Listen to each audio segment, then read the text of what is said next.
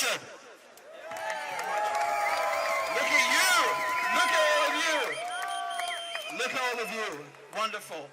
You know, I got to admit, I'm kind of sick and tired. I've been sitting all day listening to the CIA argue why, you know, Assange is a criminal and exposing war crimes is apparently a criminal offense. How boring and disgusting that they come into our courtrooms and tell us, you know, that they want to give Julian Assange a walloping. They want to prosecute him with U.S. laws, but no protections under U.S. laws. So you can try him with the Extradition Act, with the Espionage Act, but he gets no First Amendment protections. What kind of rubbish is that? What kind of rubbish is that? You need to understand something.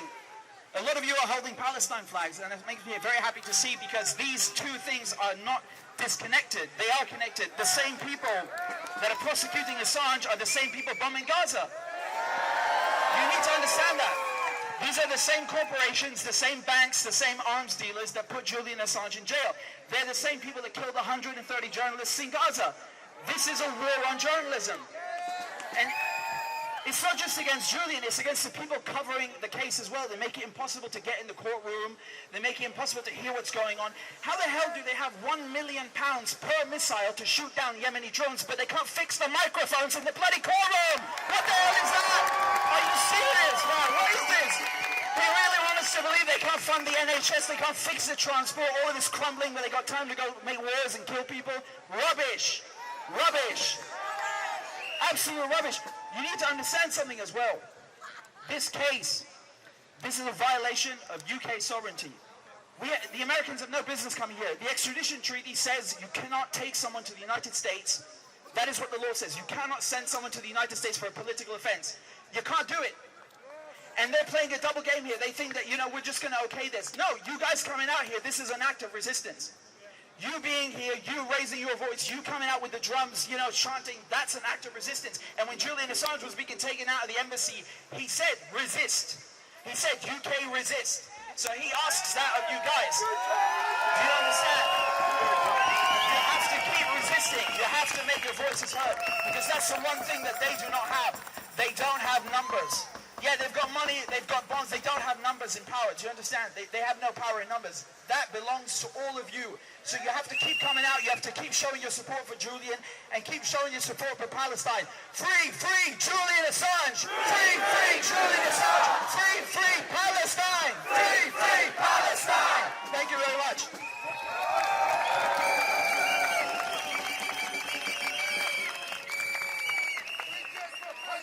Thanks very much. Thank you very much. Now I'm going to introduce the next speaker, Ben Westwood. Vivian Westwood is a fantastic campaigner for this cause. Ben is a fantastic campaigner for this cause. Please give him a warm welcome. Hello there. Yeah, exactly. My name is Ben Westwood. Unfortunately, my mother Vivian is not here today. She was a close friend to Julian Assange and a long-term campaigner for a free press and against his extradition to the United States for the crime of revealing American war crimes, which included torturing prisoners of war and shooting unarmed civilians, not to mention revealing that the CIA can spy on you through your TV and smartphones. Julian is a lovely man. I've met him. He's a human being revealing the truth for us all. He is a real hero. Julian has been in Belmarsh maximum security prison for nearly 5 years now, and he got married to his partner Stella Assange there. But Julian wasn't allowed to be shown in his Vivian Westwood kilt, wedding kilt, because you could see his painfully thin legs brought about by his treatment, which UN Special Rapporteur Niels Mesler has described as torture. Unfortunately, this issue is not just about the injustice perpetrated to Julian. This is about our collective democratic right to real facts and truth. In a true democracy, the people need unrestricted access to facts and information in order to make informed choices. As Julian has said, the aim of war is not to win it, it's to have a never-ending war.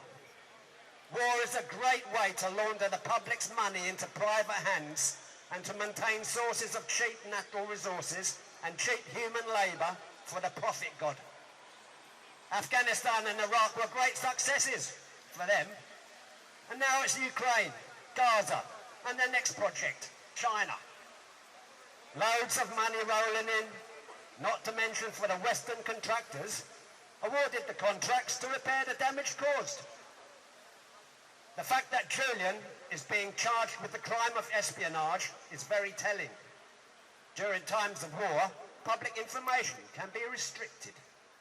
Are we at war? The US has been conducting one war after another continuously since the end of the Second World War. Now they are trying to step into our country's law. If this appeal fails, America can disregard the laws of any other countries. Why is our government disregarding our own laws to suit America? What happened to Magna Carta? What happened to habeas corpus? Now I feel even more disgusted to be British. What are you doing to our country? Oh, a pacifier used to control the world's populations. It stands for national idolatry, non-stop distraction, organised lying. The mainstream press is controlled and lies by omission and misinformation. They just don't do reports on something that is being hidden, as in Julian's case. When they do report, it has a bias. Now you hardly hear about the war in Ukraine. All the men there with no arms and legs for the rest of their lives. Gaza is just a background story now. All those people buried under the rubble. War journalism is strictly under control these days. No war photographers like Don McCullin allowed to take photos on the front line anymore. They learnt that in Vietnam. The case against Assange is the final end of the pretext that democracy exists. If he is convicted, it is the beginning of darkness for us all. The attack on Julian Assange is also an attack on us. Next time this could be you.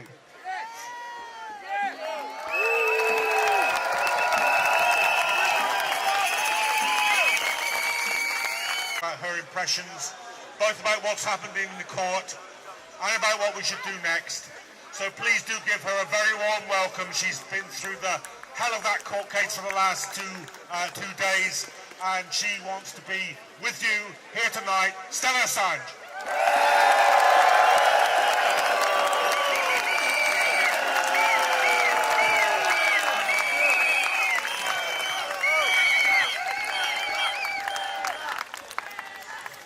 Wow, you guys are amazing. Not just the turnout this evening coming here to Downing Street, but also over the past 48 hours. It's been incredible. Every time I got to court, I was greeted by this incredible, supportive crowd that was cheering us on, and I told Julian all about how much support he has, and also how much attention the media has given this case this time around.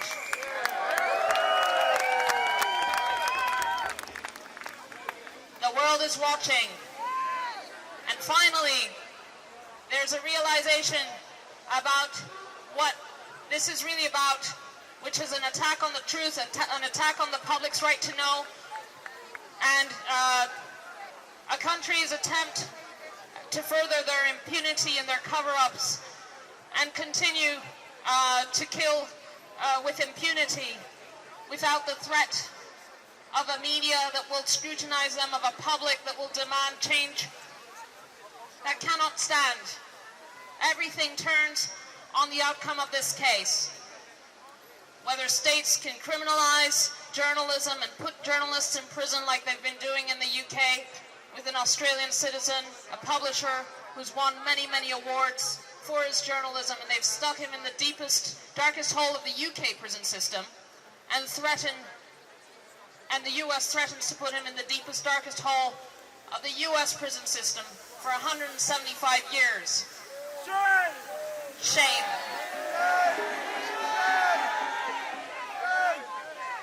Julian's imprisonment is a result of people with too much power who lost the plot, who got power thirsty, and are guilty. They know they're guilty and they want to continue to live their lives without any consequences for the crimes they've committed. This case is about whether state crimes can continue unpunished, unscrutinized. Julian's freedom is the only antidote.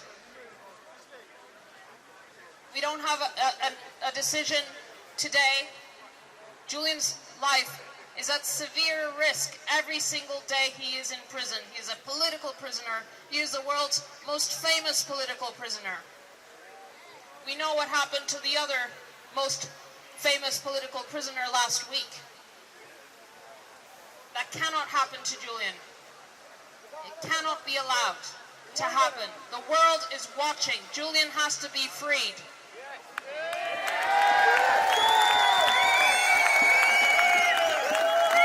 Now, whatever happens in the coming days, we can't know. But we can know that we will be there for Julian. And be there for our own democracy, our own future, our own ability to change policy, to change decisions, to change governments. Because if there's no scrutiny, we can't be informed. We can't be able to change, make an informed decision about who we elect.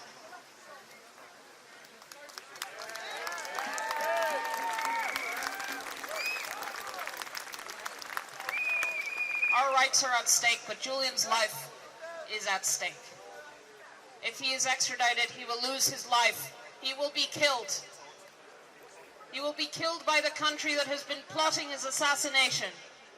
And the court heard how the United States, under the previous administration, which may be the next administration, had plotted to assassinate him, who had plotted to poison him, who had plotted to kidnap him, who had plotted to rendition him. Shame! Shame on those who put journalists in prison. Shame on those who murder journalists. Shame on those who are afraid of the truth. That's not a society I want to live in. We're better than that. You tell him, Stella. You tell him.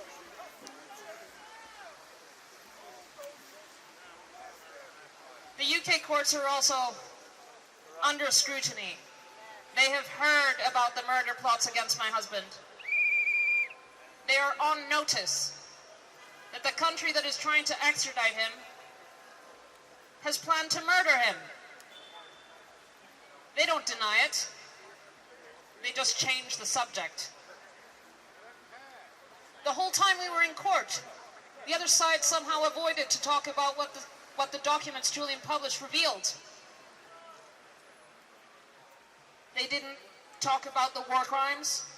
They didn't talk about the 15,000 civilian killings in Iraq that were revealed. They didn't talk about their torture and rendition program. They didn't talk about Guantanamo Bay. They simply changed the subject. Shame.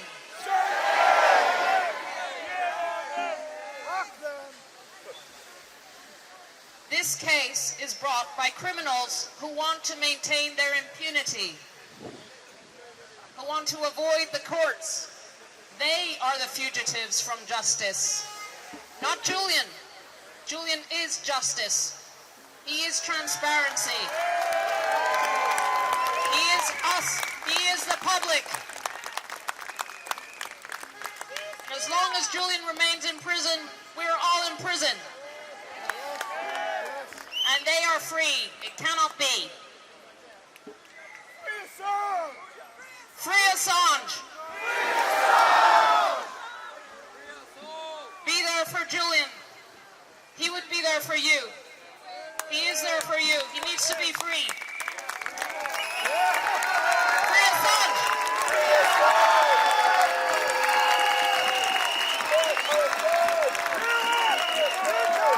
Arguments that they've been making for 13 years, and in particular since the superseding indictment was issued. Again, we're seeing attempts to make exceptions for Julian Assange. Why his human rights don't matter. why normal protections for journalists don't matter. We've heard this before. We heard how even though they knew his state of mental health, they knew his risk of suicide, how, oh no, it would be okay, send him here anyways. Now we're seeing that in an attempt to distance the journalistic community from him and all of us. But let me be very clear, this case is about journalism. It is about press freedom. If they make an exception of Julian Assange, the rule will be broken. And no one, no journalist, no publisher, no journalistic source, no media organization can ever be confident that their rights will be respected again. We will see an immediate and distinct chilling effect, in particular on national security reporting. This is absolutely about journalism. We are deeply concerned for Julian Assange's current situation. This is the first time he was granted permission to attend court in 3 years. So the fact that he wasn't there speaks volumes about his current situation. The fact that he couldn't even attend online tells us how he's feeling. I saw him myself in prison a few weeks ago with a broken rib, in pain, and coughing a lot from a respiratory illness. So we're concerned about his physical health as well as his mental health. So while this case is being decided in these courts, and while the strings are being pulled 4,000 miles away in Washington, D.C., this man is in a prison cell tonight, a few miles from us here. We must remember him. We must not let his situation deteriorate further. So we still hope that at this late stage, there can be some justice delivered from the British system. The world is watching. And if not here, then Strasbourg. And it is imperative that if these courts fail to protect journalism and press freedom by protecting Julian Assange, it is imperative that his right to appeal to the European Court of Human Rights is respected, that the UK abides by its European Convention obligations, and that no move is made to extradite him whilst that process is ongoing. It is essential. If this country is going to stand for the rule of law, they must abide by their international obligations. And we are here at Downing Street. This is still within the UK's power to do the right thing, but let's not let Washington off the hook. I hope they're watching from across the ocean as well. This is a political case, and if justice isn't possible here in the British courts, our call still remains on the Biden administration to drop these charges, to close this case. A political solution could be found. It is a question of political will. So let's not let them off the hook either. Our call remains to free Assange. And there is only one decision: no extradition. Thank you, Rebecca. And there is no one who's reported as effectively, has campaigned as effectively for Julian Assange as Craig Murray. Thank you, everyone. It's absolutely wonderful to see you all. And I want to start off by thanking you from the bottom of our hearts, all of you who have stood out in the cold and the rain this last 2 days to support Julian Assange. It's been a really, really fantastic effort. Thank you.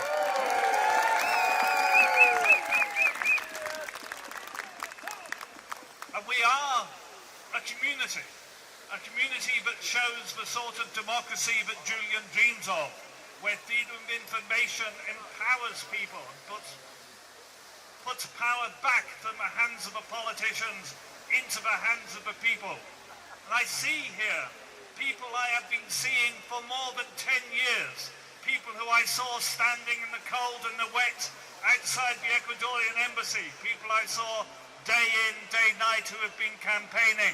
And it has not been without effect. We have turned around public opinion on Julian Assange and on this case.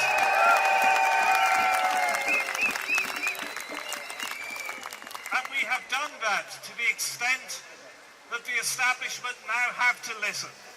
And yesterday and today in the court, I sat there in the courtroom. I wish you could all have been there, because firstly, Julian's legal team did a fantastic job.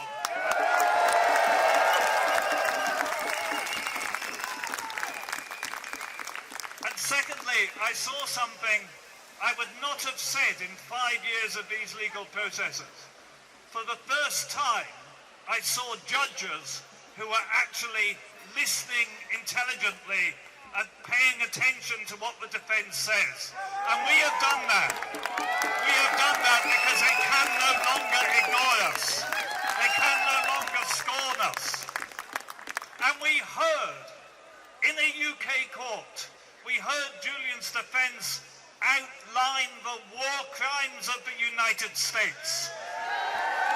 We heard lawyers, eminent KCs, speak to the bench and talk of massacre, and talk of torture, and talk of drone killings, and talk of killings of journalists, and talk of systematic war crimes committed by the United States and its allies, and what Julian has done to expose that.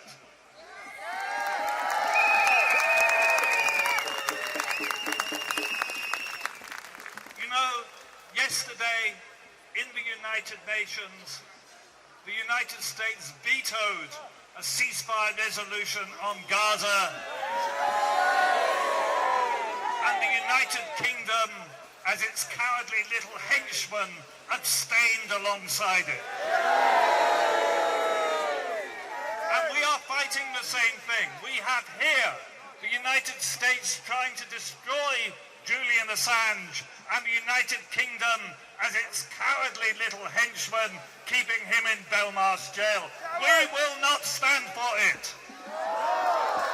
This will not last. It is essential to the freedom of all of us that Julian is released, because he stands for freedom of information and for the right of people to know what governments are secretly doing in their name and with their resources. We are fighting a noble battle, and it is a battle which is turning, and a battle which will win, and it's a battle fundamentally for the very kind of society we wish to live in. Thank you very much.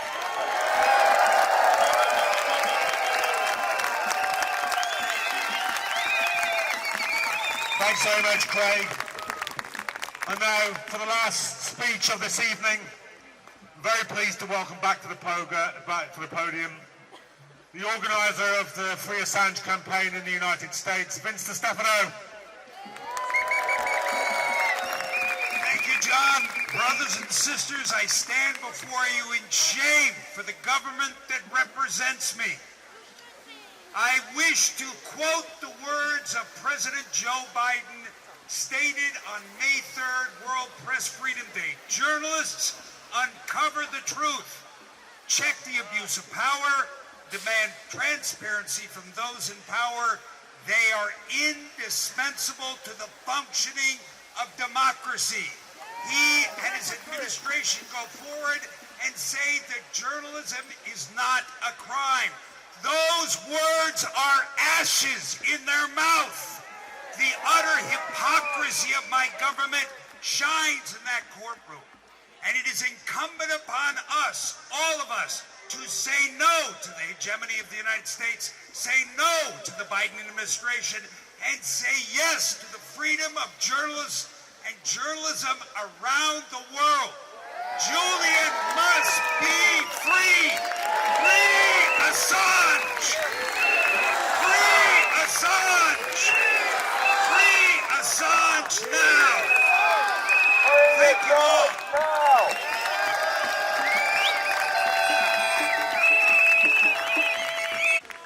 Thank you very much. Thank you for demonstrating for the last 2 days.